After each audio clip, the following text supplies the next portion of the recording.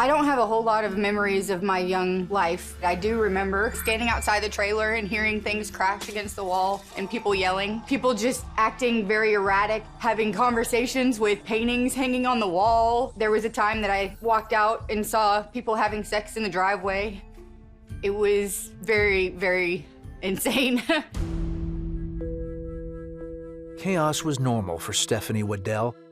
Her father was the biggest drug dealer in their small hometown in Florida and an alcoholic. My dad was a great guy when he was sober, but he was very distant a lot of the time because he was out running the streets, and we wanted nothing but love and acceptance from my dad, and it hurt that we couldn't get it because that wasn't a priority to him. Then, when Stephanie was just a young child, her mother took off with another man. When Mom left,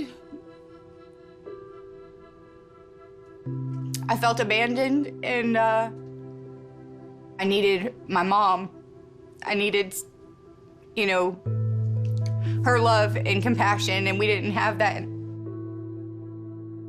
That left Stephanie and her brother with their father and easy access to drugs and alcohol.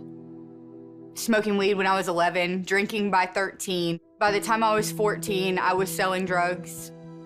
We did what we knew. We saw Dad doing it. It was just normal. I just stayed high. I stayed wasted.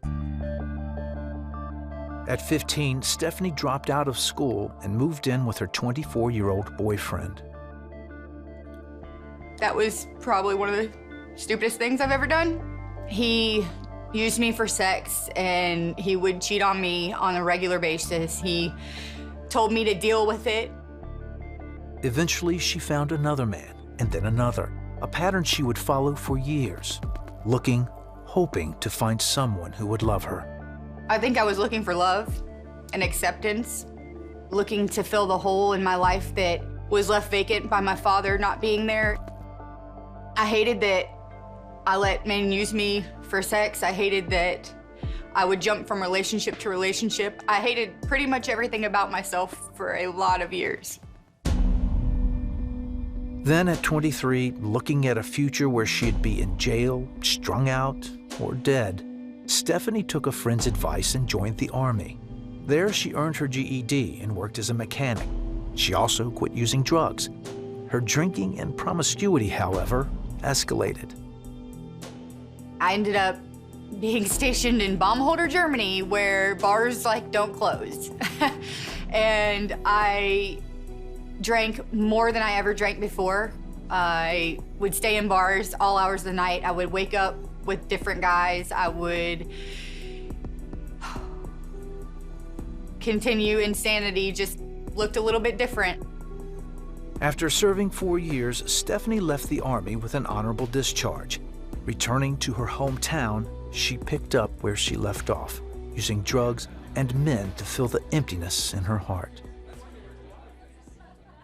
But one thing had changed. Her mom was now a Christian and convinced her daughter to attend a few church services. It's all because of you. There had to be something bigger than me out there. I had been trying to get sober on my own for years, and I couldn't get me sober. I couldn't change my behavior or the way that I was living. Then finally, after a weekend of getting blackout drunk, Stephanie reached out to God for help. It was finally my rock bottom. It was finally enough. I was so tired and I couldn't do it anymore. I just got on my knees and asked God to change me. That weekend was the last time that I drank or drugged or took pills or did anything like that, and He completely freed me from it. I found peace and acceptance and love and mercy and all those things that I had looked for so many years, and I found that in Jesus. Soon after, she found a church with a sign that said, "Come as you are." There, she learned more about this God, His love, and His grace. Our pastor talked about God's forgiveness and love and mercy and how it wasn't through anything of my own. I was like, wow, my eyes kind of were like opened, and that was the moment that I just asked him to forgive me for everything I had done. And he did. He has completely transformed my life. Today, Stephanie is a wife, adoptive mother, and founder of Freedom Life Compass, a Christ-centered nonprofit rehab and recovery organization. As for Stephanie's family, her siblings have all gotten clean and reconciled with their mother. Her father, currently serving time for drug trafficking, not only overcame his addictions, but also gave his life to Jesus Christ.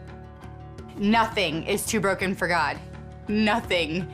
And I'm just so excited to see how God is transforming him and me and my mother and my siblings, and I just can't wait till we're all out here one day talking about how God completely redeemed my entire family. It's amazing to see what he can do when we let him work in us.